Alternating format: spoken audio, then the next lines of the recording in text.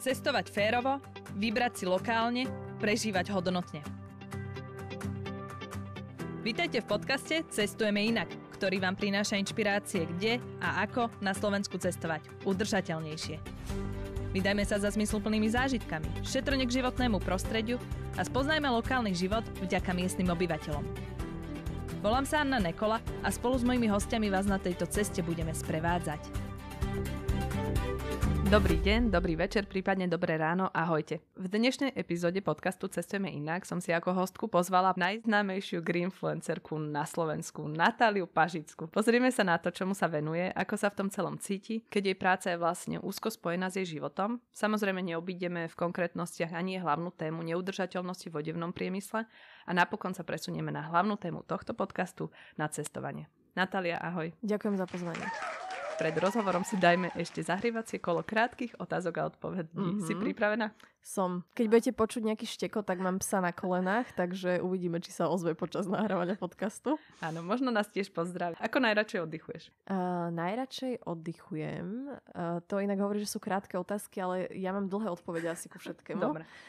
Ale pointa je, že mám problém s oddychovaním, lebo mňa aj môjho priateľa veľmi baví to, čo robíme. Takže pre nás je vždy oddych nejak, že trošku je spojený s prácou, ale keď to není spojené s prácou, tak mám rada také úplne bežné veci, ako že ísť sa prejsť, alebo milujem, keď si láhnem do polohy ležmo. Takže normálne, že tak počas dňa, že na 20 minút si tak ísť akože že láhnuť. Ak by si zajtra mohla cestovať kdekoľvek, kam by si išla a prečo? Moje srdce aj moja myseľ je častokrát na Islande. A neviem to úplne vysvetliť. Je to jediné miesto za posledné roky, kde som mala pocit, že je všetko v poriadku. A to často nemávam, lebo ja keď niečo vidím, ja si to hneď prepojím s nejakými environmentálnymi dôsledkami, ľudskou hlúposťou a tak ďalej. Pes sa ozval. A na tom Islande mám nejak pocit, že zatiaľ, že samozrejme tie zmeny sa tam dejú, ale stále mám pocit, že ten svet nejak drží pokope. Takže pre mňa ten Island je také miesto pokoja. My sa k tomu ešte potom dostaneme. Máš záujmy či hobby, ktoré nie sú úplne bežné a prekvapia? Podľa mňa nie je bežné to, že človek má až tak rád svoju prácu, že nepotrebuje robiť nič iné. Ale tak hobby, ja neviem, tak rada čítam, rada hrám na gitare, lebo sa učím hrať na gitare a tak, ale asi nemám nič také. To ležmo, podľa mňa nemáš tak veľa ľudí. Chcela povedať, že... Neviem, asi mi teraz nenapadne, že by to malo byť niečo také zaujímavé, špecifické. Kniha, ktorá ovplyvnila tvoj spôsob života alebo myslenie? No, je ich veľa. Mám pocit, že ľudia niekedy naozaj podceňujú to čítanie a bola som to do určitého veku aj ja. Ja som veľmi veľa čítala ako dieťa, až kým kúpiť knihu u nás bolo niečo, že na nejaký špeciálny sviatok, čiže buď si mala narodeniny, Vianoce, vždy som si mohla kúpiť jednu knihu. Čiže som to mala spojené s tým, že je to niečo špeciálne, čo proste len že nemôžeš toho čítať až tak veľa, že som si odkladala tie kapitoly, že som si povedala, že už sa musím zastaviť, až potom pôjdem ďalej, lebo som vedela, že tá nová kniha mi nepríde až tak skoro do života. Až potom som objavila Čaro knižníc. A potom som na isté obdobie, keď som bola na vysokej, prestala čítať, lebo som proste na to nemala kapacitu. A teraz som sa k tomu vrátila, teda teraz už, keď som skončila vysokú školu pred 3 rokmi. A každou knihou sa človek niekam posunie. Ale keby som mohla len jednu takú odporučiť, možno tak úplne mimo toho environmentálneho, alebo k tomu sa ešte dostaneme, tak je to Nová zem od Eckhart Tolle, ktorá je takže o ľudskom egu. Znie to možno spirituálnejšie, ako to reálne je. Ale myslím si, že v tej knihe sa každý nájde a každý krát, keď ju prečítam, už som ju teda čítala teraz 3. krát, vždy tam nájdem niečo nové. Takže myslím si, že táto kniha, keby sme všetci sa dali do takého levelu, že túto knihu pochopíme a budeme sa ňou nejakým spôsobom riadiť, tak by sme žili úplne inak všetci spolu dokopy. Super. Aká je tvoja každodenná radosť, ktorá ti vždy zlepší náladu? Pozerala si sa na psa práve. Automatika. Je to tak, posledných 6 rokov, ako riešim všetky tieto enviro veci, tak naozaj, že na dennej báze sa stretávam so všetkým možným katastrofálnym, čo sa deje, čo sa bude diať, ako to celé nefunguje a bla bla bla. Takže sme si povedali, že keď som zistila teda, že kvôli alergii môže mať určité plemeno psa, ktoré mám, tak som si povedala, že to skúsim, pretože mi to robí na dennej báze tú radosť a tá myseľ mi ako keby odchádza od týchto všetkých scenárov a môže sa vrátiť niečomu úplne že dennému, bežnému a takým tým veciam, že musím ísť na prechádzku, nakrmiť, polúbiť sa a počuťkať sa a tak, čiže toto mi asi teraz robí radosť. No a ty máš aj veľa precestované, takže je nejaký zvyk alebo tradícia z inej krajiny, ktorá ťa fascinuje? Mňa veľmi prekvapilo, keď som bola v Japonsku. Môj taký gól, že keď som tam išla, som vedela, lebo keď som bola v Číne na 2 mesiace, tak som zistila, že jeden chalan, taký Kanaďan, ktorý sa mi hrozne páčil, mal bucket list. A vtedy to bolo, že to je taký ten zoznam, ktorý si, že sny, ktoré si chcete splniť, napríklad cestovateľské, alebo že aké miesta chcete navštíviť. A on tam mal, že chce vystúpiť na Fuji sopku v Japonsku. A ja, že ježiš, to je cool, že tak aj ja chcem vystúpiť na Fuji sopku. Tak keď som išla do Japonska, bolo mi jasné, že ja sa na tú Fuji musím dostať. A ja som išla do agentúry, ja som tam pracovala ako modelka a som sa ich opýtala, že prosím vás, že poradte ma, tam všetko bolo v japonštine, nič v angličtine, že na ktorý autobus mám ísť, že ako sa tam mám dostať, že boli ste tam, už máte s tým nejakú skúsenosť, lebo to je 3999 metrov nad morom, že ono to je celkom vysoko, čiže som nevedela, že s čím mám rátať, na čo mám byť pripravená.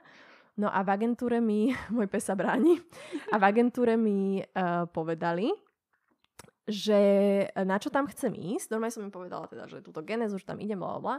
Oni mi otvorili Google a ukázali mi obrázky Fuji na počítači a povedali mi, že však tu máš Fuji. Že však tam už, že tam akože fotky existujú, že na čo tam chcem ísť, že oni v Japonsku úplne nechápali rozmer toho, že ja to chcem vidieť naživo a zažiť. Strašne veľa Japoncov, s ktorými som sa bavila, takmer všetci vlastne tam nikdy ani neboli. Čo je taký paradox, že keď si v tej krajine, tak si to potom už aj menej vážiš, samozrejme, aj to je tá vec, ale im napríklad naozaj stačí to, že niekto z rodiny ide na dovolenku, donesie fotky a vlastne všetci žijú z toho, že na tej dovolenke akože boli alebo to videli. Takže možno také iné vnímanie tohto, že ma to tak prekvapilo. No a čo, presvedčili ťa? Išla si či nie? Išla som. Takže vyšla si, lebo vyšla som aj ja. Aha, bola si na Fuji? Áno. Fakt? My sme tam cestovali 6 mesiacov, boli sme tam dlho v tom Japonsku. Keby sme mali peniaze, tak tam budeme celý rok, lebo to je iba raz môžeš dostať tie víza, čo sú na celý rok. Áno. Takže sme sa veľmi na to pripravovali, akože na live moment. A bolo super, no. Ježiš, to bol úžasný. Inak si prvá Slovenka, ktorú asi, že som takto stretla osobne, že tam bola. Je to nádherný zážitok, odporúčam všetkým 10. Asi sme mali šťastie, že nám vtedy ani nepršalo, ani nič, lebo viem, že tam sa to počasie dokáže veľmi rýchlo zmeniť a potom nadávaš celú cestu hore aj dole, že sa ti tam šmíka, lebo tam nie je niečo ako turistický chodník, tam naozaj ide, že po kameňoch. Naspäť dole sa proste šúchali po zadku. Čistý vulkán. Čistý vulkán, ale ten východ slnka, ale my sme tam vlastne išli celú noc na východ slnka, čo bolo ráno nejak 4:50 alebo 5 dačo. A to bolo nádherné. Takže keď chcete ísť. Keď sa chcete inšpirovať našim alebo tým Kanaďanovým bucket listom, odporúčame. Hej, ale ja by som sa radšej chcela poslucháčom povedať, že inšpirujte sa radšej tými Japoncami, čo keď vám ukážu fotku, tak ste spokojní. Že až také to bolo náročné. Udržateľnejšie. Až to bolo udržateľnejšie, to áno. Ale vtedy nie, som v takomto rozmere ešte nerozmýšľala. Nie, to som chcela iba na to povedať, že, ale my sa k tomu dostaneme, že bude taká otázka, že vlastne prečo cestujeme tam, kam cestujeme. Ja sa veľmi teším, že ťa tu dnes môžem hostiť, pretože jednak sa mi zdá, že ty veľmi zrozumiteľne hovoríš o problémoch s neudržateľnosťou a druhá, čo mne je sympatické, že nebojíš sa to priamo povedať. Tak nám na úvod asi povedz, že čo ty všetko robíš, lebo už je toho asi oveľa viac, ako to bolo najskôr, že iba blogovanie a greenfluencing. Už je toho asi viac. Je toho viac, ale keď to všetko tak spojené s aktivitami, ktoré začali pred rokmi. Čiže ono je to také, že nadlhšie asi, ale tak čo tak spomeniem, že my sme vlastne, že som jedna z iniciátorov petície Klíma ťa potrebuje, ktorá tu bola. To možno poznáte, nepoznáte. Bola to proste petícia, najrýchlejšie vyzbieraná online petícia v histórii Slovenska, lebo za mesiac sme vyzbierali viac ako 130,000 podpisov. Žiadali sme nejaké klimatické ciele od našej tedajšej vlády. No a tou petíciou to teda neskončilo. Sme regulérne už občianske združenie, kedy máme klimatické kaviarne po celom Slovensku, to znie tak, že akože všade, ale máme teda v Košiciach a v Banskej Bystrici a v Bratislave a teraz to budeme rozširovať na ďalšie miesta, ako je napríklad Žilina a máme rôzne projekty, organizujeme rôzne eventy, čiže tam je strašne veľa aktivít. Ja som sa im starala a teraz dlhšiu dobu sociálne siete. A z časového hľadiska to prestávam zvládať, takže sa tam hľadá, keby ste mali záujem o super prácu, hľadá sa tam nový človek, ale stále tam ostávam aktívna ako v tom občianskom združení, lebo je to proste také moje aj dieťa, aj vidím zmysel v tom, čo sa tam deje, takže to vnímam veľmi pozitívne, celé to, ako sa to vyvinulo, že to neostalo len tou petíciou. Následne sme rok a pol robili pod Rádiom Express podcast Fashion Session, ktorý sa venoval teda udržateľnému, neudržateľnému priemyslu. A to keď takto povie, že robila som podcast, to znie, že podcast odznel a už akože koniec. My tam ale máme 41 alebo 2, teraz som zabudla, epizód, ktorá každá má nejakú špecifickú tému, dajme tomu, že kapsulový šatník, greenwashing, environmentálny dopad, bavlny a tak ďalej a tak ďalej. A každá má približne 40 minút, čo už samo o sebe hovorí, že aká komplexná je tá téma, že sa vieš o veľmi špecifické veci baviť tak dlho.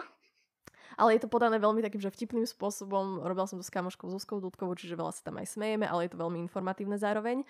No a čo chcem povedať, že ten podcast nebol ako správy, že ten večer odznie a potom to už nie je aktuálne. Tie témy sú ešte v dnešnej dobe a dnes aktuálnejšie, ako boli vtedy, keď sme to riešili. Ano.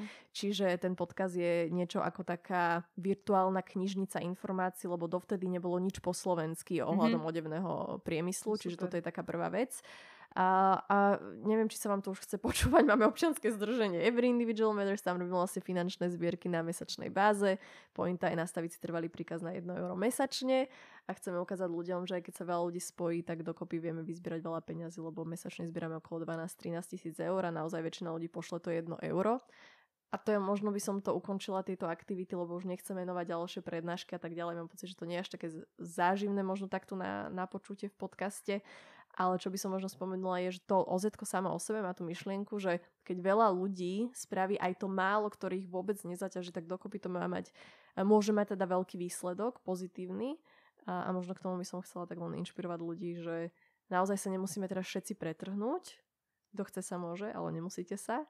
Ale aj to málo s tým ďalším málom a s miliónmi ďalších mál má dokopy obrovský efekt, takže netreba to podceňovať, že čo môžeme ako individuálne osoby urobiť. Ale ja som sa ťa chcela presne aj na tú iniciatívu spýtať, lebo zase je to škoda nepovedať to, aj keď akože možno veľa ľudí to už vie. A mňa s týmto aj zaujíma, že podľa čoho si ty vyberáš, že koho vlastne podporíte, lebo videla som tam, že je to vlastne na striedačku. Ľudia, zvieratá. Áno, ľudia, zvieratá, väčšinou sú to útulky a potom konkrétna pomoc rodinám, vlastne čo potrebujú, na čo nemajú. A tak som to pochopila, že na čo oni sami nemajú peniaze. No, aby som definovala, že pomoc rodinám, tak my tam väčšinou máme mamičky samoživiteľky, ktoré majú veľakrát 1 alebo 2 ťažko postihnuté deti. Sú tam aj rôzne iné prípady, samozrejme, nemusia to byť iba, že samoživiteľky alebo mamičky, ktoré sú proste samé, ale aj celá rodina, ktorá máme prípady, kedy napríklad boli prudké dažde a vlastne na celú rodinu proste padala strecha, nemali to z čoho uhradiť. Prípadne ťažké proste prípady, ktoré sa ti, stanú a tí ľudia sú proste v konečnej a nemajú to ako riešiť. Vyberáme si prípady, ktoré nie sú financované z iných zdrojov, že snažíme sa vyhýbať takým tým, že miliónovým zbierkam, že kde bude vlastne tých našich 10-12 tisíc len akože také malé smietko z toho celého.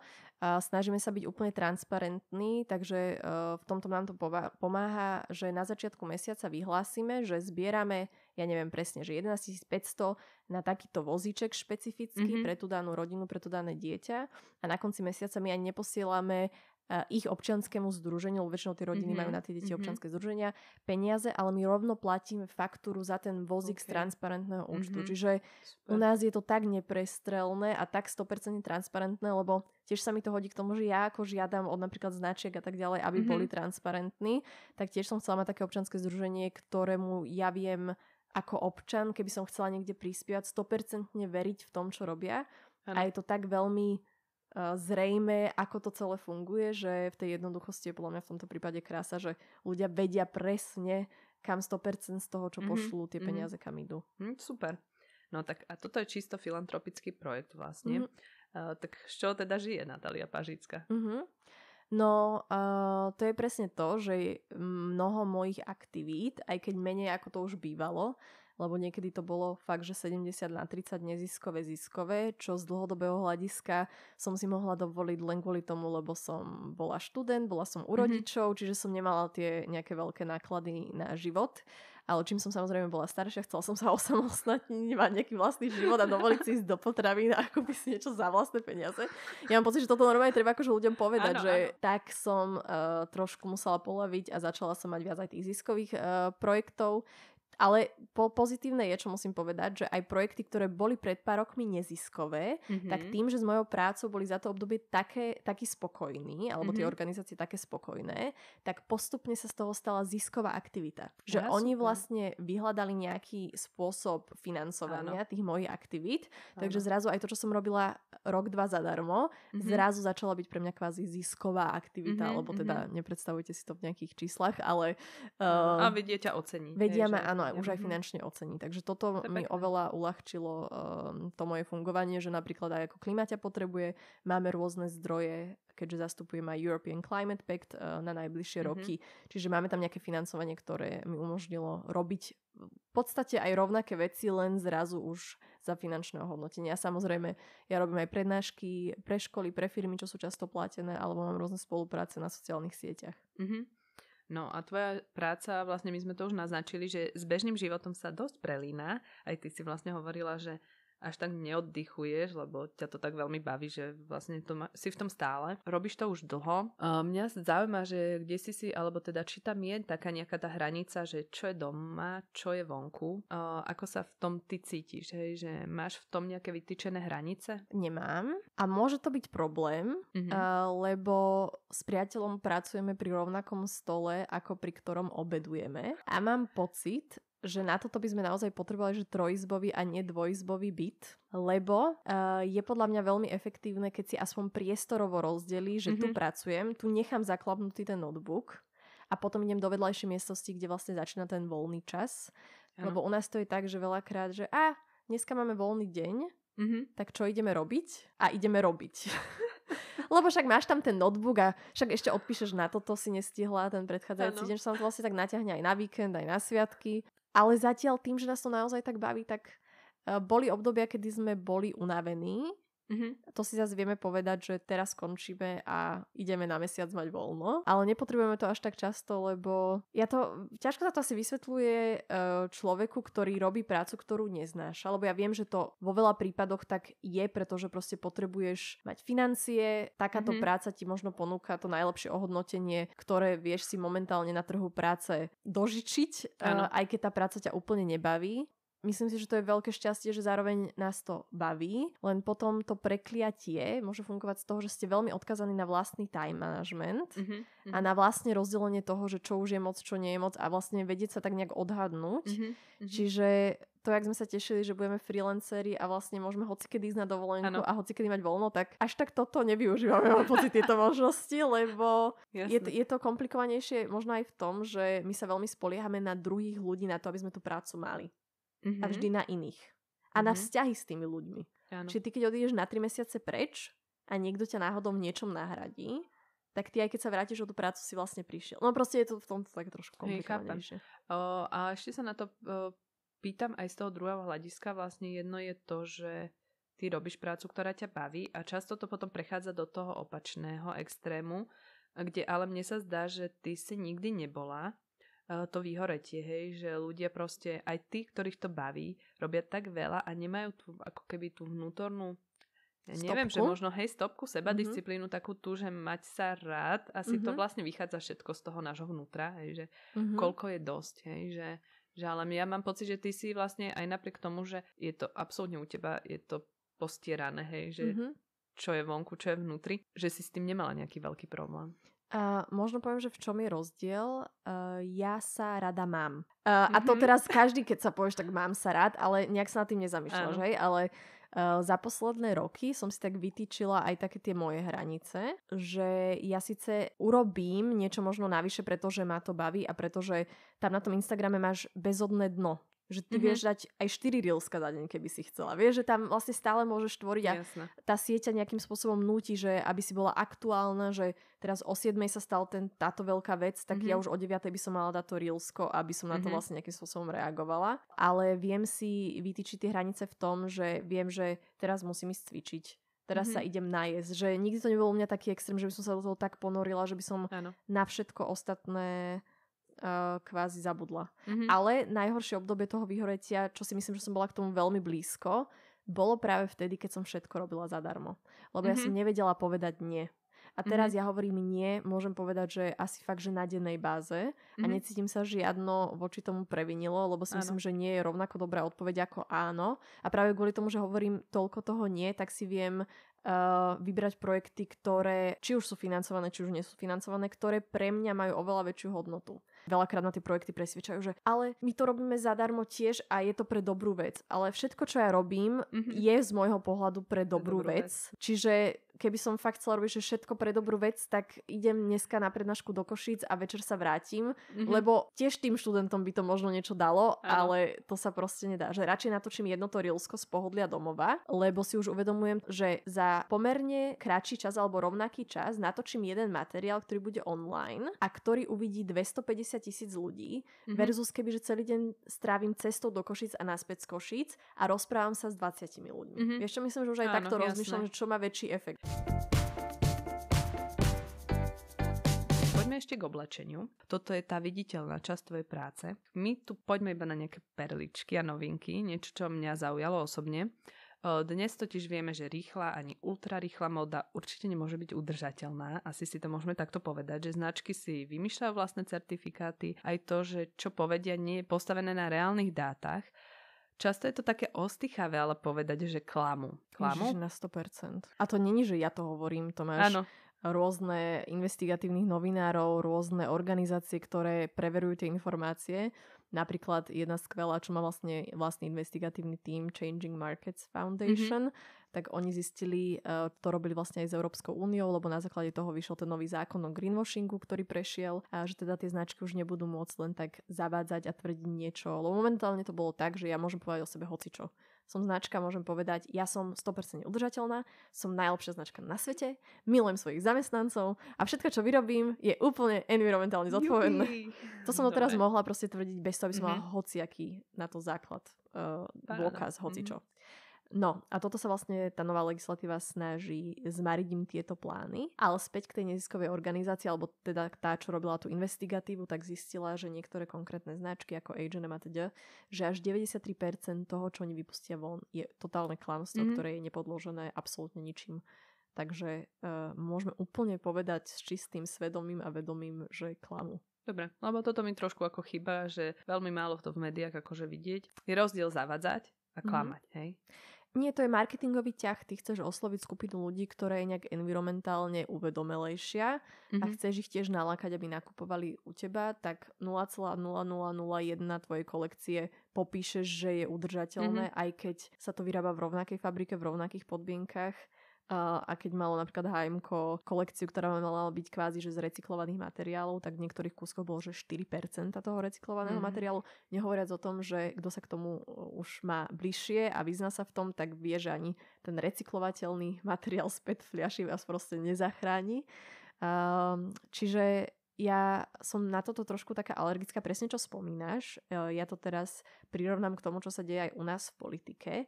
My máme v sebe niečo, hlavne keď teda sme volili istú stranu alebo si nakupujeme v nejakej konkrétnej značke, my ich chceme ospravedlňovať kvôli tomu, aby sme sa sami ohľadom seba cítili lepšie.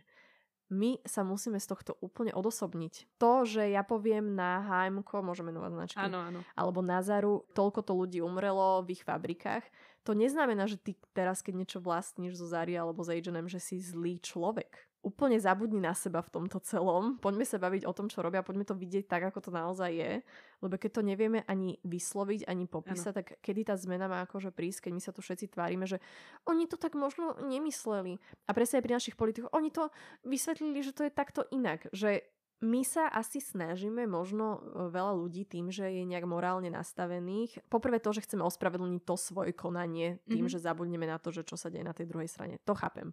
Ale potom je veľa ľudí, ktorí možno sú fakt, že dobromyselní a že oni by to nikdy neurobili, tak si myslia, že za to, že oni by to nikdy nedopustili a neurobili, tak to určite ani nikto iný by nedopustil a neurobil. Jasne. Nemôžeme takto rozmýšľať, lebo to tak nefunguje vo svete, bohužiaľ. Tak keď už sme takí úprimní, tak vymenujme obľúbené značky fast fashion, pri ktorých sa ľudia neradi vzdávajú a tak podvedome sa ich zastávajú, teda čo už sme hovorili. No možno podľa toho, že čo ti píšu najviac, že a či aj táto, a či aj táto. Píšu mi na úplne každú a chcem o tom urobiť aj príspevok, len možno ste si všimli, alebo aj ty si možno všimla, že tie moje reelska majú často, že 4-5 minút a ja tam málo kedy rozoberám len jednu tému, ja sa to vždy snažím zasadiť do takého akože väčšieho kontextu toho samotného problému. Áno. Čiže mne naozaj ten rešerš na to jedno reelsko trvá naozaj dlho. Čiže a stále sa niečo deje. Tam každé 2 dní sa v tom odevnom priemysle, teraz sa prišlo na to presne, že Zara H&M odlesňuje sa kvôli ním strašne veľká plocha v amazonskom pralese, že tam sa tak strašne veľa deje, že ja nestíham vlastne byť úplne aktuálna, lebo ja kým si pripravujem 4 dní jedno reelsko, tak medzi tými 4 dňami sa už stalo ďalších XY vecí. A neriešim len odevný priemysel, ale celkovo envirotémy plus našu politiku, čiže tam mám toho na rováši a na tacke strašne veľa. Ale to, čo sa spýtal s tými značkami, tak ja vidím problém v tom, že ľudia sa pýtajú vždy na konkrétnu značku, kde oni sa akože nechystajú nakúpiť. Takže napríklad a Shein je zlý a Lindex je zlý. My neuvažujeme správne, pretože to nie je, že jedna značka je zlá a druhá je skvelá. Dobre, vylúčme úplne tie, ktoré nenájdeme v našich nákupných centrách, čo sú certifikované značky, naozaj to robia v certifikovaných fabrikách, z certifikovaných materiálov. Snažia sa to robiť aj v tom skazenom priemysle, ktorý celý vlastne vznikol na otroctve. To nie je, že niekedy bol odevný priemysel super a teraz sa pokazil. On nikdy super nebol. Zabúdame na ten kontext, že to je systémový problém celého toho priemyslu. Čiže či sa ja budem pýtať, že je lepšia Zara, je lepšie H&M, je lepší Lindex, je lepšie Mango. Častokrát sú tie značky hlavne vlastnené pod jednou strechou. H&M Group má pod sebou napríklad aj COS, Oysho a tak ďalej. Takže čo sa ja budem pýtať, že ktorá je lepšia, horšia? Oni všetci vyrábajú v rovnakých podmienkach, vyživujú rovnaké neľudské podmienky svojich zamestnancov, pretože im to tak vyhovuje, pretože to je cesta k tej najnižšej možnej výrobnej sume, cene. A najväčší zisk vlastne. A najväčší zisk, presne. No, áno, pýtam sa to presne preto, lebo dobre, teraz sme si povedali, že úplne v podstate všetky tie značky, čo poznáme takto zvonku, hej, v obchodoch, tak sú ako úplne, že no nechceš ich podporiť, hej, keď sú toto na tom vieš. rovnako a nemusíme rozlišovať, že či obchod vpravo a vľavo je lepší, lebo bude to isté. Áno. No a teraz máme zrazu ale kopec možností, ako s tým naložiť. Tak vynechajme tých, ktorí peniaze nemajú, lebo toto je akože časté, že tento problém nadmerného konzumu vôbec netvoria rodiny, ktoré s veľa deťmi, hej, ktoré nakupujú raz za pol roka sezónne oblečenie a chcem povedať, že aj tak väčšinou idú podľa mňa po burzách a ani nejdú do nákupného strediska. Po prvé to a po druhé aj tak si tam kúpia len to, čo reálne potrebujú a vynosia. Práve, že by sme si mysleli, že hej, že toto je pre chudobných ľudí, tí netvoria ten problém. Napríklad najčastejšou zákazníčkou Shein je žena vo veku približne 30-35 rokov, ktorá tam míňa približne tých 100 eur za mesiac na takéto akože nákupy, ktoré... Anička sa už trasie oproti mne. Neviem, či spadaš do tejto cieľovej skupiny. Nie, a inak typovala som totiž to tínedžerky, vieš, a som si hovorila, že jak s nimi naložiť, vieš, ale toto mi príde, že toto sú už dospelé to sú ženy, tak... no akože dáva to zmysel, že tí tínedžeri stále sú odkazaní veľakrát na peniazoch svojich rodičov, čiže tam majú nejaký limitovaný budget, ale v tomto veku si presne vo veku, kedy už zarábaš, kedy už možno máš nejaké, že aj trvalejší, vieš, že pobyt niekde a máš tie extra peniaze na to, aby si len tak akože vyhodila z kopytka. A to vyhodenie z kopytka je ten problém, lebo my nemáme chodiť holí, ani my za Aničkou momentálne, ja som tu, takže vidím, nesedíme tu holé. Len čo je moc, to je moc. A všetkého veľa škodí, že ľudia nevedia odhadnúť tú mieru. Že my nemáme problém vyrobiť oblečenie, problém je, že vyrábame 150 miliard kusov oblečení ročne a 108 z toho niekoľko miliard nekonzumuje tento tovar, tak sa pýtam, že či už není moc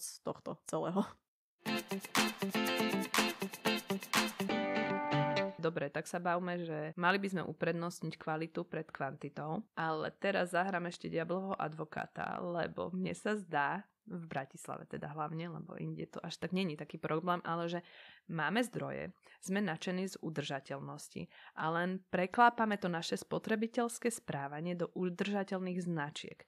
Hej, že tu si kúpim ponožky, tam zase bundu, však nevadí, že podobnú už mám, super dizajn, lebo na to mám, a ešte je to aj udržateľné. Určite z toho hľadiska sociálneho je to oveľa lepšie, bo aspoň podporím naozaj tých ľudí, ktorí sa tomu venujú. Ale zdá sa mi, že stále vlastne tí, ktorí majú naozaj tie peniaze, lebo tie udržateľnejšie značky sú prirodzene drahšie, lebo aj ten materiál, aj tá práca stojí férovo niečo. Keď si zaplatí svojich zamestnancov, tak zrazu sa tá cena vyšplhá. Je to férová cena, normálna.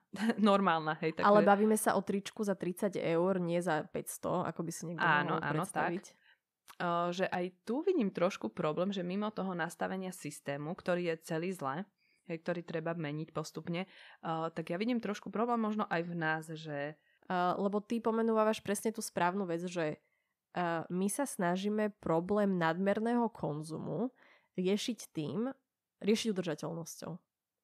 A to nefunguje. Kým nevyriešime ten problém toho konzumu, tak my môžeme vyrábať udržateľne, čo chceme. To množstvo nie je udržateľné, takže to nedáva zmysel. Vieš, čo myslím? Áno. Že kebyže vyrobíme jedno tričko za rok, blbosť, ale príklad, najneudržateľnejším spôsobom, aj milióny tričiek, aj miliardu tričiek, tak tá príroda to nejak v strebe, vieš, aj sa vyrovná proste postupne, ona má regeneračnú schopnosť, čiže aj tá rieka, ktorá je mŕtvá, by za pár 100 000 rokov sa vrátila späť k životu. Ale problém je to, že my toho vyrábame tak strašne veľa a potom ten odpad z toho, tie chemické látky a tak ďalej, že to sa všetko násobí. Že aj keď som na pláži a preleje ma malá vlnka, tak je to v pohode, poviem si super dovolenka, som osviežená, ale keď ťa preleje tsunami, tak už taká nadšená z toho nebudeš. Čiže to je o tej miere a podľa mňa pri cestovaní, keď už sme v tomto podcaste, tak to je presne to isté. Je to vlastne úplne podobné. Dobre, takže môžeme povedať, že v podstate ani tá udržateľnosť nás nemusí zachrániť, ak my si neuvedomujeme samých seba a to, ako veľmi konzumujeme. A ako konzumujeme, možno aj to je otázka. Momentálne neexistuje žiadna globálna legislatíva, ktorá by hociakým spôsobom regulovala ten odevný priemysel. Tým pádom značky sú motivované tým, že nemusia prevziať zodpovednosť ani za ten odpad, čo z toho vzniká, ani za nič ďalšie. Vyrábať množstvo oblečenia. Teraz sa snažíme rôznymi legislatívnymi spôsobmi a postupne sa to bude diať, obmedzovať to, aby tie značky mali aj zodpovednosť napríklad za to, čo nepredajú. Tým pádom si viac rozmyslia, že či toho toľko extra vyrobia, aj keď ich to stojí pár centov navyše, lebo výroba toho oblečenia dneska naozaj nič nestojí. Ale kým my nevyriešime v sebe ten problém, že prečo mám tú potrebu stále nakupovať tak veľa. Príklad toho, jak ja, keď som bola mladá, ja stále sa cítim mladá, došla som domov, plný šatník, depka, do keľu. Čo z toho dám preč? Vlastne však toto ešte určite využijem, Jasne. Ale to ma nezastavilo pred tým nákupmi. A potom, jak som prestala riešiť fast fashion, som si povedala, že tam nikdy nič nekúpim. Začala som s rovnako chorým nastavením toho hromadenia nakupovať v sekáčoch. A tam som si presvedčila, že však to je výhodné. Predtým som si kúpila v Zare džínsy za 20 €. Jasne. Teraz na konci mesiaca v Textile House za 1 € mám 20 vecí.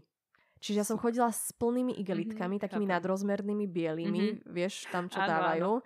Domov, iba mamine som to dávala, že mami oper mi tieto 2 práčky nových vecí. A problém bol zase taký istý. Zase tie výčitky, mám toho veľa, nestihnem to vynosiť, nechcem sa od toho zbaviť, lebo nikdy nevieš, kedy bude karneval niečoho a tebe sa zrovna bude toto červené tričko, keď sa budeš chcieť prezlieť za neviem niekoho, flamengo tanečnicu. Že tam boli také tie... že videla som ten šatník a vedela som, že som zlyhala. A boli tam kúsky, ktoré som si roky neobliekla a vždy, keď som ich videla, mi to pripomínalo, že som to zlyhanie, ktoré neodolalo. Má tam tento kúsok, nedarí sa mi ho ani predať ďalej ľuďom, čiže mám s tým toľko roboty mentálnej, kým som si to kúpila, donesla domov, starala som sa o to, vidím to tam každý deň, neviem sa toho zbaviť, nahadzujem to na tie stránky, vyjednávam s ľuďmi cenu, potom to musím zabaliť, odoslať. podľa mňa nám to nestojí mať doma toľkoto vecí, ktoré nevyužívame a robia nás viac nešťastnými ako šťastnými. Tomu obrovskému problému vlastne veľmi prispieva ten marketing. Ty si to študovala na škole, takže nechám vysvetliť to, iba sa spýtam, že hej, že oni sa snažia ako nám predať, čo reálne nepotrebujeme ani nechceme vlastne, ale dá sa tomu brániť? No, poviem úplne takú situáciu, v ktorej sa možno ocitol viackrát aj niekto z našich poslucháčov. Typické, som doma, mala som taký ťažší deň v práci. Nerozmýšľam nad tým, že čo by som si mohla kúpiť, nemohla kúpiť. Proste nejak mám pocit, že som spokojná, alebo teda nejak sa nad tým nezamýšľam, lebo však nechodím holá, mám čo do úst a teda. A zrazu mi príde newsletter s novou kolekciou od H&M, Zary a tak ďalej. Ale vy ste nevedeli, že to potrebujete, až kým vám neprišiel ten newsletter, alebo kým vám to nejaká influencerka na tom Instagrame neukázala a vy ste si povedali, že kokos, to fakt ešte nemám, možno by som to mať mala na to, aby som bola nejak relevantná pre dnešnú spoločnosť. Čiže často je to aj tie psychologické pohnutky, že idem riešiť svoje problémy alebo svoje šťastie za odmenu tým, že si nakúpim. Čiže som smutná, nakupujem, som nešťastná, nakupujem, som po rozchode, nakupujem, úspech v práci, povýšili ma, nakupujem, urobila som skúšku v škole, nakupujem, stojím na zastávke na autobus, meška mi 20 minút, vidím výpredaje, nakupujem. No a dá sa z toho von? No, zamyslieť sa. Akože normálne sa zamyslieť, že čo si ja riešim tými nákupmi, lebo je to veľmi lacný, doslova lacný, lebo to oblečenie stojí toľko, koľko by stať nemalo, lacný dopamín. A dopamín funguje tak, že on vzniká prirodzene vtedy, keď si napríklad ja objednávam online. Primárne ten zvyšený dopamín je vtedy, keď ja vyťahnem kreditku, naťukam kreditku, objednám, čakám na balíček, príde kuriér s balíčkom, otváram balíček. Tam to končí. Následne už len vidím oblečenie, trvá mi to šťastie 5 minút a ja potrebujem dopamín doplniť. Čiže opäť pôjdem na stránku, opäť vyťukám kreditku, čakám to vzrušenie toho, že či to príde, ako to príde, či ti to sadne, ako ti to bude sedieť. To je oveľa viac o tom, to prekvapenie, ten dar, to, že si sa odmenila kvázi. To je o mnoho dôležitejší moment pre to celé, ktorý potom chceš opakovať. Ako to, že ten kúsok už máš. Áno. A zistíš potom, že si ho možno až tak veľakrát neoblečieš, prípadne, že stále tam má tú vysačku aj po 2 mesiacoch, čo ho máš v skrini. A tam prídu práve tie výčitky, ktoré sa budeš opäť snažiť zakryť tým, že si opäť kúpim niečo ďalšie, lebo toto sa mi nepodarilo, ale možno ten ďalší nákup toto bude tá už bude úspešnejší a ja v tom budem vyzerať tak neodolateľne, že práve v tomto sa mi bude mať lepší deň a budem sa viac páčiť svojim kolegom v práci. Že... Ešte mi napadlo pri tom, lebo ty si hovorila takú zaujímavú vec, že vlastne príde mi newsletter, že podľa mňa my sme veľmi zahltení týmito rôznymi vecami, že ja napríklad toto si neuvedomujem, lebo ja mám veľmi striktne nastavené akože aj v Gmaili, aj všade policy, všade keď idem na novú stránku, tak ja dávam ako všetky cookies, že nie, všetko, nič akože to musíš chodiť na veľmi obmedzené množstvo stránok, lebo niekedy ťa to nepustí ďalej, pokiaľ nepovolíš cookies. No to s tým možno 2-krát som sa s tým stretla. Ale hej, ja si dám tú námahu všetko a musím povedať, že naozaj, že mne moc akože tých reklam potom ani nechodí. Keď náhodou niečo subscribenem, tak to potom odsubscribenem, že alebo keď vie, že oni odo mňa majú nejakú informáciu, čiže mi to potom chodí a neviem, kedy som to tam dala, tak to si tiež proste odsubscribenem. Že celkom to mám akože vyčistené. Takže či sa dajú robiť takéto nejaké ešte hinty? Určite, lebo to, čo si povedala ty, to je vedomé rozhodnutie. Ty sa vedome rozhodne, že vieš, že to cookies mi spôsobuje toto, ono to znie mega cute, že cookies, lebo sušienka, ale hej, je to nejakých zber dát, ktorí potom následne ti presne ponúkajú takéto veci, ktoré si nevedela o tom, že potrebuješ, až kým ich neuvidíš na sociálnych sieťach alebo na internete. Čiže vedome si sa zbavila newsletterov, vedome si možno unfollowla nejaké stránky, vedome si možno unfollowla ľudí, ktorí ti ukazujú veci, na ktoré ty možno máš tendenciu reagovať tou kúpou, ale vieš, že reálne ich nepotrebuješ a viackrát sa možno na tom aj popáliš, alebo už sa človek popálil. Čiže možno treba tam ten vedomý krok na to, aby sme si to uvedomili. Lebo nevedome potvrdzujem cookies, lebo ma to otravuje, svieti to inou farbou, ako to nepotvrdenie. Vie, že keď človek len ide, bez toho, aby sa zamyslel, tak bohužiaľ ho to potom prevalcuje. Tá psychológia za tým je veľakrát oveľa silnejšia a je to o tom, že si tým niečo kompenzujeme, lebo je to rýchlejšie a lacnejšie ako ísť psychoterapeutovi. Áno. Lebo to nevyžaduje to tú prácu od nás samých.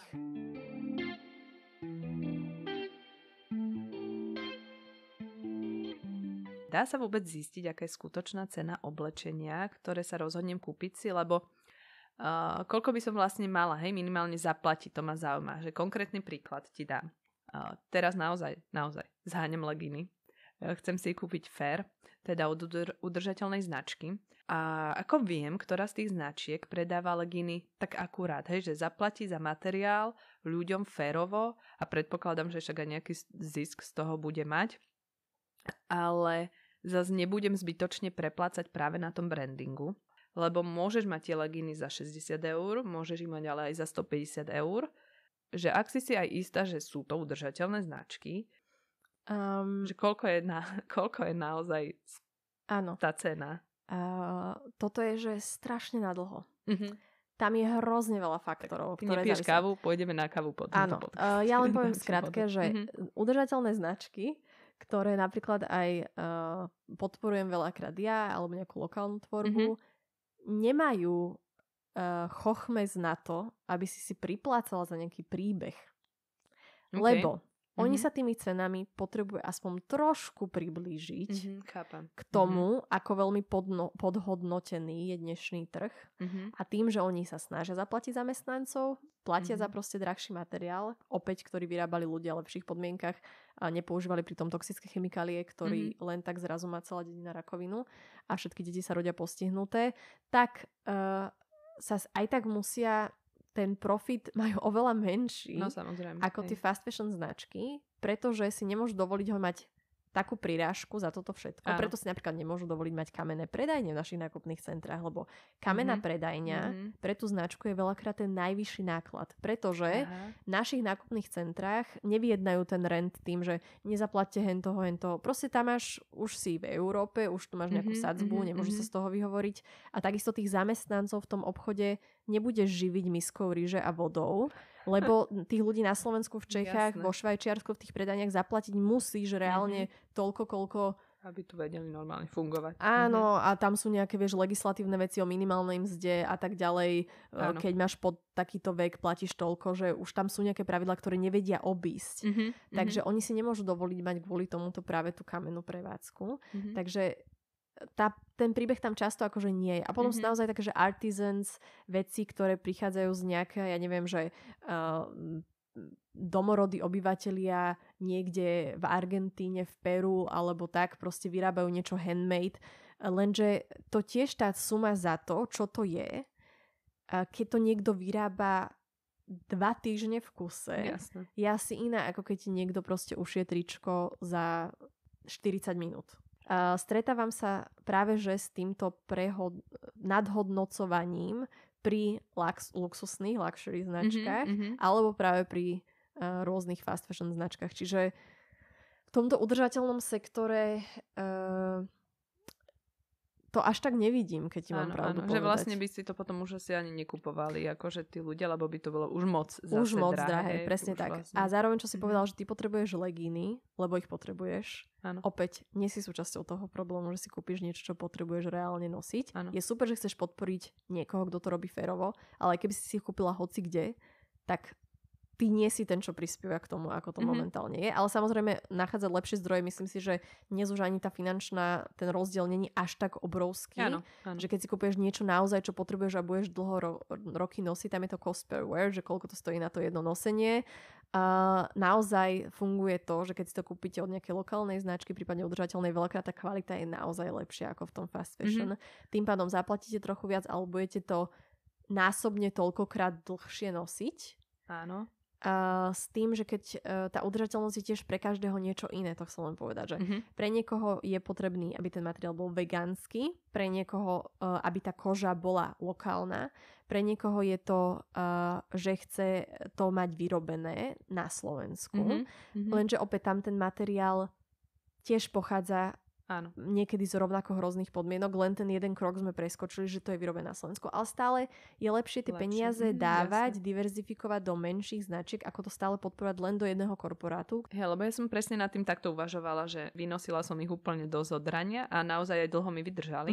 Ale som si povedala, že ale mám o trošku viac peňazí, že môžem to urobiť, že veď akože vidím, že tieto mi vydržali dlho a boli proste za pár korún.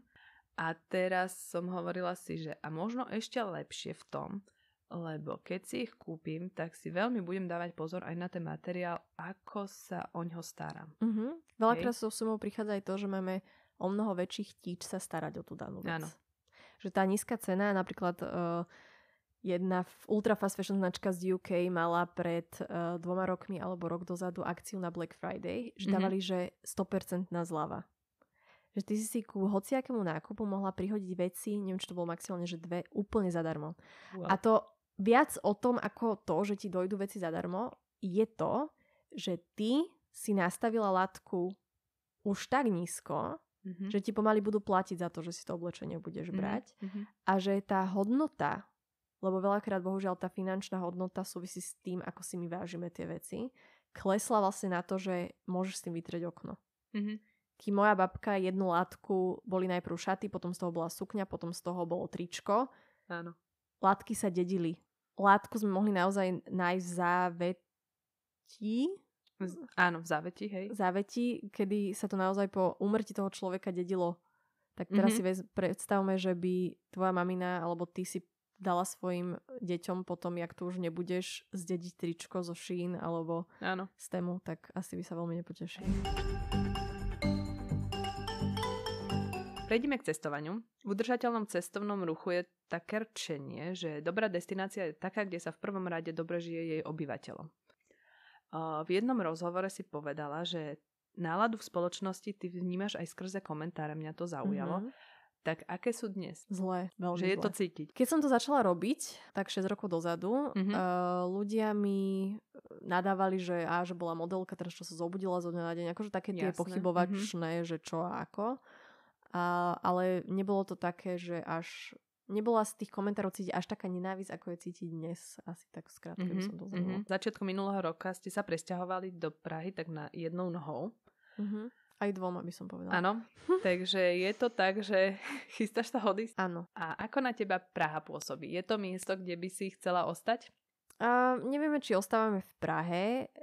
A takto, ja by som tu asi neostala, aj keby bola politická situácia, teda keby bola nejaká veľmi skvelá v zmysle, že by to tie témy, ktoré ja riešim, posúvalo dopredu a bolo by na čom pracovať, lebo s touto vládou není ani na čom pracovať, lebo oni sa nechcú rozprávať. Takže nevidím v tom zmysel tu byť fyzicky prítomná. Aj s tým, že som mala také nepríjemné skúsenosti, kedy som sa necítila úplne bezpečne byť vonku sama na ulici. A si hovorím, že ja toto akože znášať. Ja všetko to, čo robím od začiatku, bolo tak s čistým úmyslom a tak s takouto motiváciou, že poďme to tu nejak celé zlepšiť. Jasne. A keď kvôli tomu to musí človek trpieť to, čo, ani nehovorím, čo novinári u nás trpia, tak si hovorím, že to úplne nie je miesto na radostný život. Ale primárne pre mňa Bratislava je malá. Ja tu akože môj cieľ, od kedy som bola na strednej, bolo, že chcem odísť. Nie takéto, že som si dupla, že chcem odísť, ale chcem ísť do väčšieho mesta. Chcem mať viac takých možností, že neprejdeš to mesto za 20 minút, ale že stále objavovať tie nové zákuťa. Mňa to hrozne baví.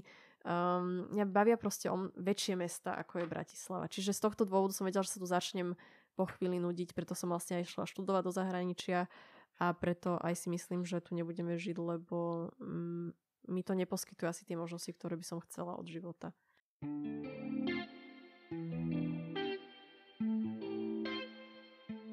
Jedna z tém, za ktoré sú podľa mňa greenfluenceri a nemusia byť len priamo z prostredia udržateľného cestovania neustále pranierovaní, nech pochybne si sa s tým stretla už aj ty, je lietanie. Akože niečo v zmysle, že lietaš, tak sa neozývaj proste. Tak ako si toto počas rokov, ktoré venuješ udržateľným témam, usporiadala v hlave ty? To nie je len s lietaním, to je aj máš auto, sa neozývaj, ješ meso, neozývaj, kúpila si niekedy v živote niečo z fast fashion, sa neozývaj. To je takéto, že títo ľudia, čo to hovoria, chcú, aby sa proste neozývala, tak si nájdú dôvod na to, aby sa neozývala. A keby sme sa mali neozývať vlastne všetci, ktorí niečo z tohto niekedy spravili, tak by sme sa nikto z nás neozývali a vlastne by sa mohli ozývať len tí, ktorí to všetko robia a sú na tom opačnom brehu. Takže mi to príde také vtipné, že keď sa niekto chváli na Instagrame, že si kúpil 6. auto a že necháva zapnutý motor aj cez noc, lebo je to strašne cool, tak mu budú ľudia proste tlieskať tých komentárov a hovoriť si, že wow, ty si akože strašný boss. Baba, keď si nakúpi 250 vecí každý mesiac a rozbaluje to tam v tých balíčkoch, tak každý aká si krásna, úžasná, neviem čo, inšpiruješ ma k nákupom, komentáre. A keď človek vidí, že rozprávam nejaké environmentálne dôležité veci, aj spojené s rôznymi legislatívami alebo celkovo s tou nejakou zodpovednosťou aj jednotlivca a mám za sebou plastovú lampu, to reálny príbeh, tak proste sklamala si ma a videla som, že máš doma plastovú lampu a ty tu budeš hovoriť o plastovom znečistení. Amen. Čiže trošku máme taký, že ani než dvojitý meter, ale ešte by som to chcela nejak, že zveličiť, lebo to je úplne iný meter na ľudí, ktorí sa snažia. Tí musia byť dokonalí. A keď dokonalí nie sú, čo nikdy nebudú, nerozprávaj vôbec. Ale tí, čo sa nesnažia vôbec a ešte sa chvália tým, akí sú v podstate hlúpi a neempatickí, tak tých budem akože, že wow, že to je strašne cool. Super, hej. Vlastne väčšina ľudí, akože čo robí niečo s udržateľnosťou, alebo ich nejaká tá téma zaujíma, tak ono to ide tak, že už postupne vlastne sa v každom tom aspekte života zamýšľaš nad tým, že ako to robiť trochu inak. Tak keď si to tak v kocke vezmeme, keď niekam idete vy na cesty, tak ako nad tým premýšľate? Čo robíte, aby vaše cesty boli možno menej zaťažujúce alebo spoločensky hodnotnejšie? My tým, že sme teda na tej voľnej nohe, ktorá nie je až tak voľná veľakrát, cestujeme na dlhšie. Aby sme necestovali tak často, tak chodíme, že na mesiac napríklad. A keď sa samozrejme dá, jak napríklad do Prahy, teraz mám štenia, tak nie, ale vieš, že keď si môžem vybrať vlak, tak proste idem tým vlakom. Ale keď by som tým autobusom mala ísť 47 hodín, tak proste nepôjdem tým autobusom 47 hodín, lebo sa vrátim viac rozbitá z cesty tam, ako kým tam budem 3 dní niekde, kde potrebujem napríklad pracovne, keď som chodila teraz do Bruselu a mala som tam byť od rána do večera zúčastnená nejakého programu a vedela som, že vieš, čo myslím. Proste keď to aj udržateľne dáva pre mňa zmysel, ale podľa mňa je to celé o tom, že opäť čo je moc, to je moc. Ľudia, čo chodia za eurovú letenku proste na víkend do Milána nakupovať alebo hore-dole niekam, že nájsť tú mieru aj v sebe a že či to nerobím zase preto, aby som sa tam odfotila a niekomu pochválila, že som videla Eiffelovku.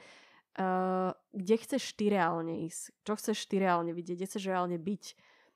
Dá sa to robiť nejak inak. Keď som tam, môžem podporiť lokálne značky, malé potraviny, môžem si nekupovať tú balenú fľašu, keď viem, že som na mieste, kde je skvelá pitná voda, že to sú také tie minimálne veci, ale keď sme pri tom lietaní, áno, v rámci nejakej individuálnej zodpovednosti je to jedna z tých najväčších stôp, ktorú môžeš mať. Pointa je, že tá individuálna stopa nie je až tak podstatná, ako sme si niekedy mysleli. O mnoho väčší vplyv na to celé má to zmýšľanie. Lebo ty, keď si začneš uvedomovať tie veci, napríklad cez to, že chcem prestať nakupovať plasty, zistím, že plasty sú všade. Keď už sú všade a nakupujem ich, snažím sa ich separovať. Potom sa zamyslím, ale čo sa s tým ďalej deje? Je ten systém prispôsobený na to, aby sa to ďalej recyklovalo? Koľko plastov sa celosvetovo recykluje? Pôjdem voliť, proste podpíšem túto petíciu, prispiem tejto neziskovke, že ono to začína tými malými vecami, ale je fajn, keď sa potom trošku odosobním a nebudem sa pranierovať za každý nákup v potravinách a mať výčitky úplne zo všetkého, čo robím, lebo to nie je tá pointa. Na to, aby som mala toľko emisí, koľko Shell vypustil len za minulý rok, by som musela žiť 186 miliónov rokov, kým sa tieto systémové zmeny neudejú a my na to nebudeme ako občania tlačiť. My sme občan, my sme rodič, my sme zamestnanec alebo zamestnávateľ. Máme toľko úloh z tej spoločnosti a často sa tvárime, že my tiež ten muzikant. Áno. Tak bude úplne jedno, či letíme, neletíme. Nehovoriac o tom, že aj tak najväčšie emisie z tej prepravy majú osobné vozidlá. Keď ideme hocikade po meste a pozrite sa do aut, koľko je ľudí v tom aute. Väčšinou tam sedí jeden človek na celé 4-miestne, niekedy 6-miestne auto. Sú to také tie dennodenné veci. Zároveň zvážiť svoje možnosti. Ak nemám možnosť, ak je to moc komplikované, ak ma to moc obmedzovalo, nerobiť to, ale ak je to pre mňa to isté, napríklad v Prahe, keď ideš niekam autom MHDčkou, je to toľko istočasovo, veľakrát ešte aj rýchlejšie tým metrom. Čiže asi tam nie je úplne potrebné tým autom tam chodiť. Vieš čo myslím? Že áno, jasne. Keď niekde žijem zase v dedine, kde chodí jeden autobus do dňa, znamenalo to by to, že nemôžem ísť do práce, tak asi nebudem proste nechodiť do práce.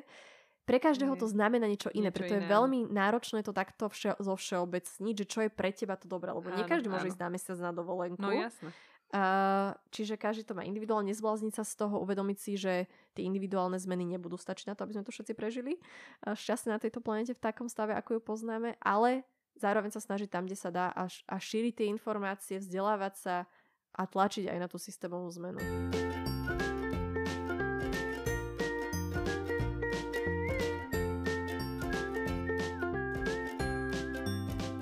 Čo je také vaše, že si vedela, že ste nad tým premýšľali, že tak toto budem robiť inak, keď pôjdem, neviem, na budúce na nejakú cestu? Teraz, aby som to neznamená, že to platí vždy, lebo nevždy tie možnosti máš. Hej? No jasné. Ale napríklad teraz sme boli na Fuerteventure, kde sme sa tam medzi tými ostrovmi presúvali teda loďou a hľadali sme ubytovania, ktoré sú vlastnené lokálnymi ľuďmi. Mm-hmm. Čiže to nie je, že teraz Francúz si povedal, že idem tu postaviť obrovský hotel a vy, lokálni obyvatelia, sa môžete usmievať na mňa. Snažili sme sa vyberať ubytovanie, ktoré napríklad mali sme možnosť, ktoré bolo celé, že na solár, vieš, že sa úplne si videla, že od základov sa z lokálnych materiálov, že prerobili starú budovu, kde tie základy ostali. Mali tam osmózu reverznú v rámci umývadla, čiže aj keď sa tam tá voda bežne nepije, lebo proste chutí inak, tak si vlastne čapovala prefiltrovanú vodu, takže si za celú dovolenku nemusela kúpiť. To mali normálne, akože to áno, normálne tam mali tie bombičky a mala si špeciálny kohútik vedľa toho, čo si umývala riady na tú pitnú vodu. Čiže to sú také akože maličkosti, alebo aj tam sa snažím, vieš, že separovať ten odpad, keď tam je tá možnosť, keby som bola niekde v Indii a tú možnosť nemám, tak sa proste za to neodstrelím. Naladiť sa na to, čo na tom danom mieste je možné a robiť to. Ale to je presne to, že teraz nejdem to tak prežívať, lebo viem, že ja viem, že čas a energiu, čo venujem, sú častokrát podstatnejšie veci ako to, že či si kúpim tú balenú fľašu na tej dovolenke, alebo nie. Ale mám už to v sebe tak zautomatizované, že sa si snažím, aj keď vidím, že sú nejaké lokálne potraviny, lokálne trhy, že ideš proste. Alebo si kupujeme, že sa snažíme aj lokálne potraviny, len kvôli tomu, že tá čerstvosť a tá chuť proste na tom mieste je vždy iná ako u nás, že je to zároveň taký experiment, keďže máme radi dobré jedlo.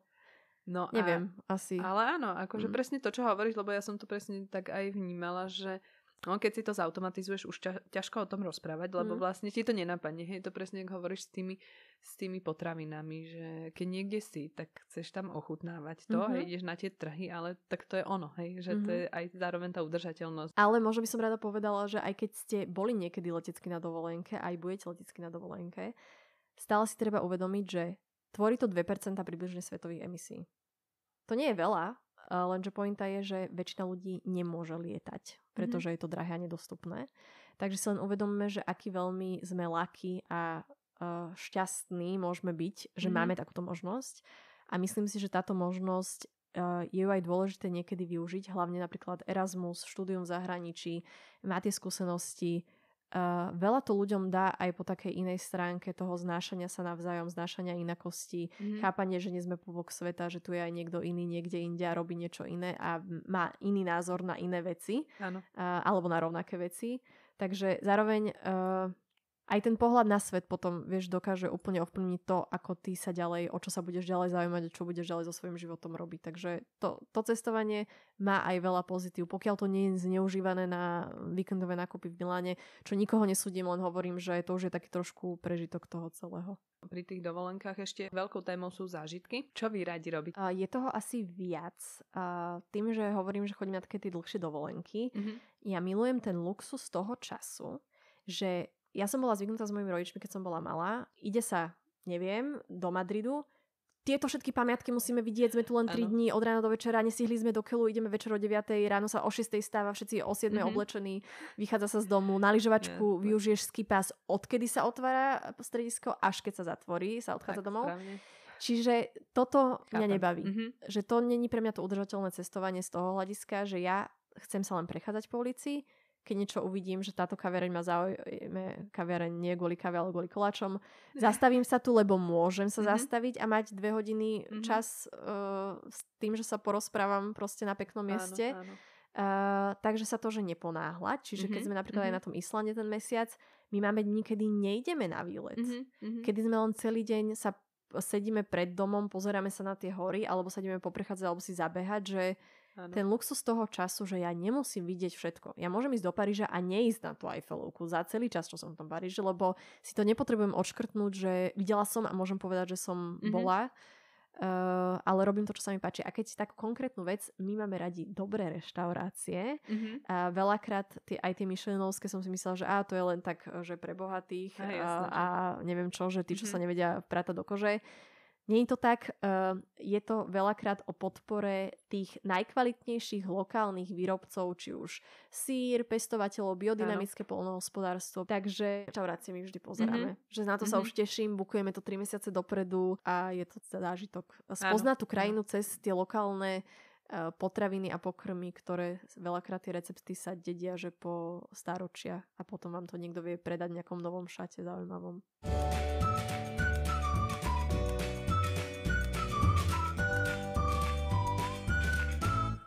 Suveníry, to je ešte veľká téma.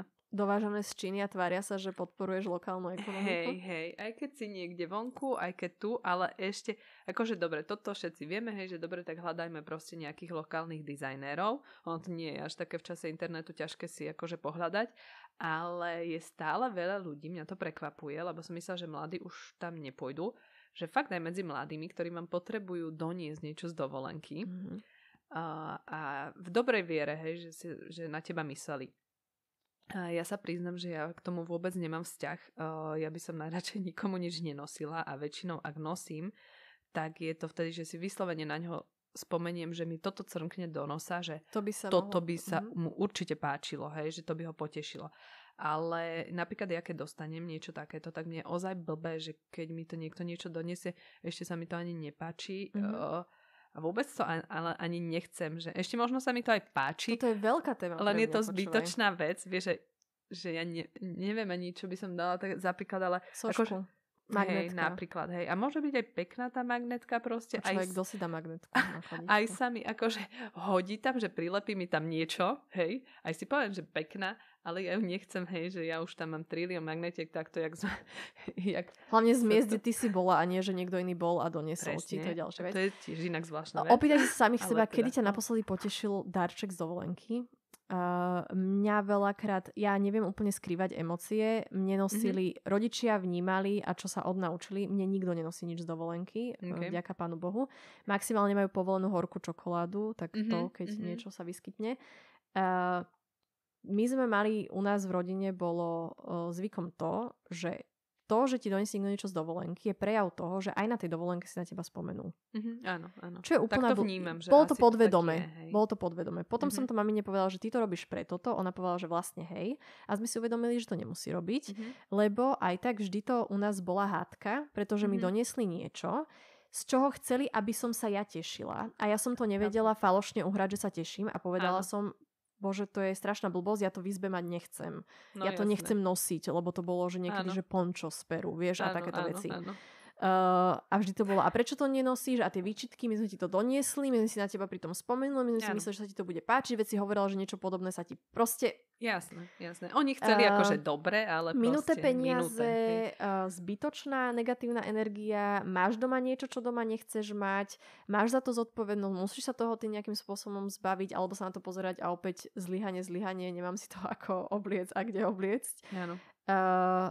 Ja neviem, podľa mňa sú efektívnejšie cesty, ako si toto nejak vyrozprávať a zabudnú na tieto suveníry. To je hrozná blbosť, keď sa nad tým zamyslíme. Áno. A je to taká divná povinnosť, že my sme boli 2 dní pred odchodom z dovolenky, moja mamina už nervózna, čo komu kúpime a čo kúpime Janke a čo kúpime Soni a chodíme po obchodoch a vlastne jeden deň z dovolenky je, že hľadáme vhodné darčeky, čo aj tak budú blbosti a tí ľudia sa tomu nepotešia. Áno.